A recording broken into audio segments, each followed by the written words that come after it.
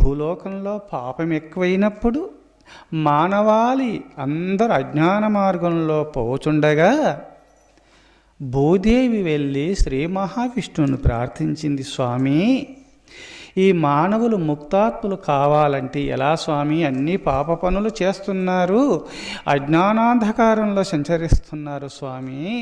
భగవన్ పరమేశాన భక్తిరవ్యభిచారిణి ప్రారబ్ధం బుజ్యమానస్య కథం భవతి హే ప్రభో.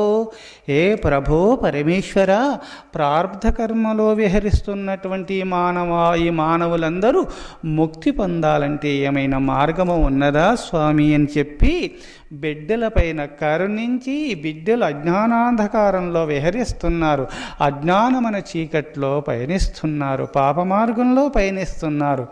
ఈ మానవులు ముక్తి పొందుట నిమిత్తమై ఏమైనా మార్గము ఉన్నదా